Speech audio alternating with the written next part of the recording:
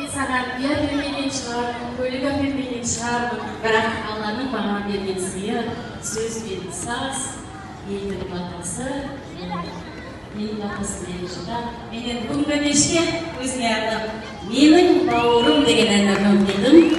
Қабыл алыңыздар, бүгін алғашқы рет тұсауы кесіледі.